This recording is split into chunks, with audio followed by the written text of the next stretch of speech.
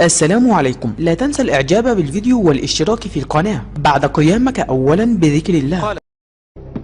الحقيقة في تمسك رهيب، وهو مش عجيب قوي، من المجلس العسكري الانتقالي بالسلطة في السودان.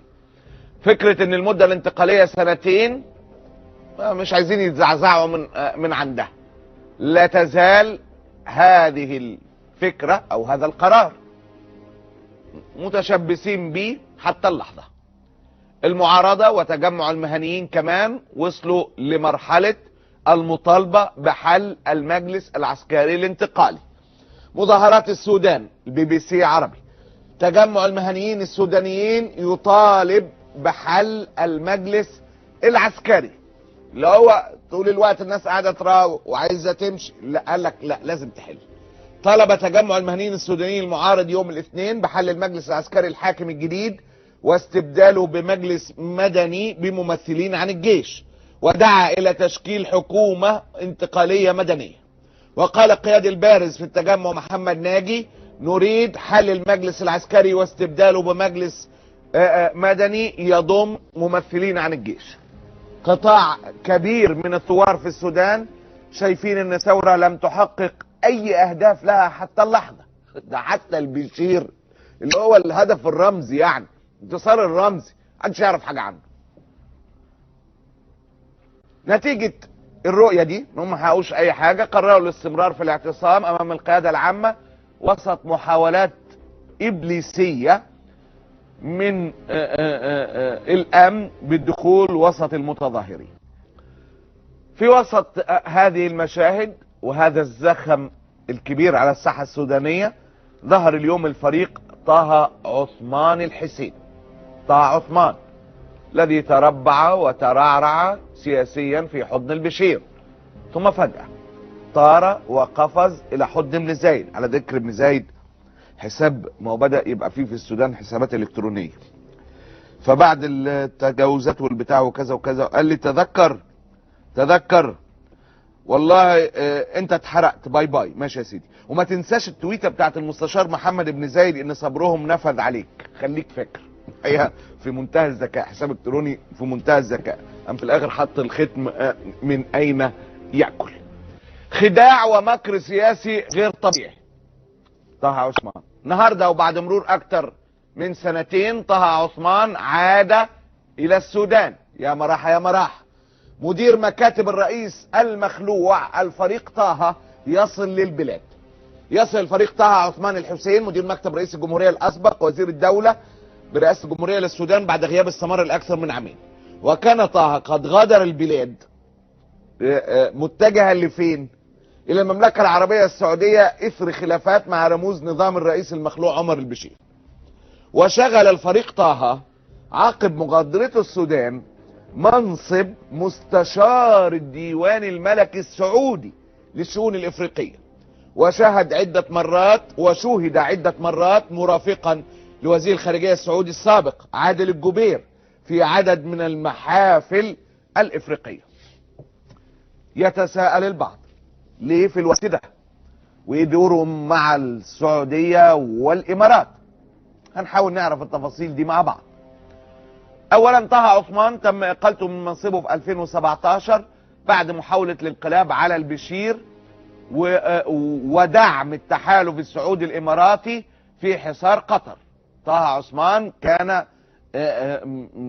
حاول وضغط بكل الوسائل على البشير عشان حصار قطر، بانه السودان تتبنى موقف السعودية والامارات. ده كان سبب رئيس في اقالته من منصبه كمدير لمكتب عمر البشير. الدور الذي يقوم به الفريق طه عثمان خلال أو إبان توليه منصب مدير مكتب الرئيس السوداني ووزير الدولة برئاسة الجمهورية في السودان، كانت هناك كثير من المعلومات تشير إلى شيء من الريبة حول أدوار الفريق طه عثمان إبان توليه تلك المهمة في السودان. وقد عضدت هذه الاعتقادات التي ذكرناها من قبل الظهور المفاجئ اليوم في القمة الأفريقية للفريق طه عثمان خلال المشاركة ضمن الوفد السعودي الذي انضم على رأسه بزعامة وزير الخارجية السعودي عادل الجبير. هذه بكل تأكيد تعضد من الاعتقادات والتحليلات السابقة بأن الفريق طه عثمان كان يقوم بدور سعودي أكثر منه سودانيا في إبان توليه منصب مدير مكتب الرئيس السوداني عمر البشير.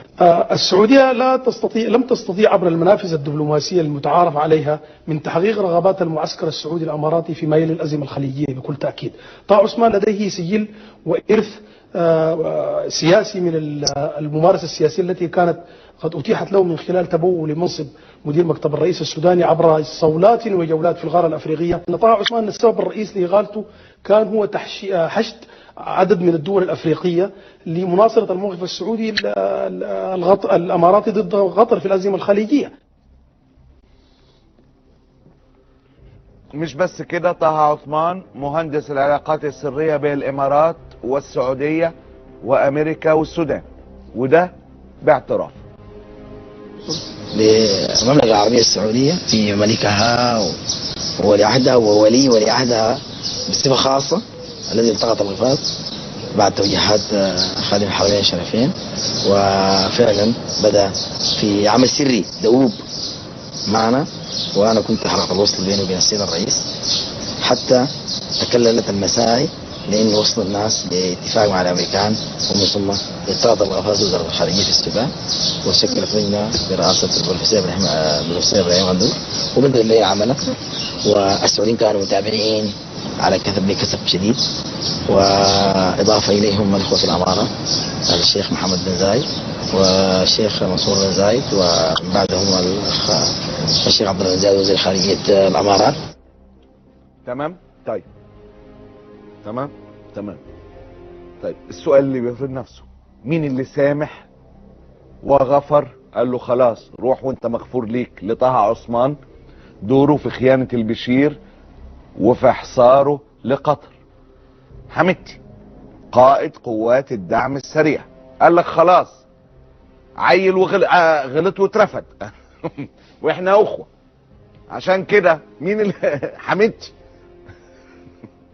وطه عثمان، والاتنين ترسان في مكنه واحده. وعشان كده رجل الامارات طه عثمان رجع، وحمدتي نائب رئيس المجلس الانتقالي اللي جه بمباركه اماراتيه سعوديه امريكيه حكينا تفاصيلها، هو اللي رجعه. ده كلام حمدتي على الفريق طه عثمان في نوفمبر 2017 بعد شهور بسيطه من خيانته لعمر البشير. بالنسبه للفريق طه ده كلام قديم، في شغل بتاع واسطات. فريق طه ده دول مدير مكتب السيد الرئيس لمده 13 سنه، ونحن في اثناء وجود دخول الدعم السريع هو كان معانا في القصر، واحنا تابعين لرئاسه الجمهوريه، وانسان اترفد تلقائيا خلاص احنا بكون ما عندنا معه حاجه، لكن العلاقات الاخويه والاجتماعيه مستمره طبعا. مستمره طبعا. نريح 3 حاجات توتات على الهاشتاج عجبتني. انت بادئ بالاخير ماشي. دوس على بعد اذنك على اللينك، لا مش اللينك نفسه، يعني هي كلها. محب اللواء الدكتور شوقي الشناوي معرض من المعرضين، معرض برخصه. كشف الخبير الاستراتيجي اللواء الدكتور شوقي الشناوي الستار عن سر احتفال محمد صلاح بهدفه المبهر امام فريق تشيلسي في الدوري الانجليزي. ايه السر؟ حيث شكل اللاعب بجسده حروف كلمه نعم كرساله للشعب المصري انه موافق على التعديلات الدستوريه. وياتي هذا الموقف ردا رادعا على الكثير من المشككين في وطنيه اللاعب المصري محمد صلاح وموقفه الوطني. نعم للتعديلات الدستوريه. مين يسمعنا تحيا مصر؟ ومحدش رد على مدير المدرسه امبارح. شير واحرق الخرفان. رائع يا جماعه في مصر فيها كفاءات والله من المعرضين اجيال، بس نتيح لهم الفرصه. اللي بعديها يا جماعه، طبعا انت وحدك مش لوحدك، في كل مكان مكتوبه حتى على الاكياس في السوبر ماركت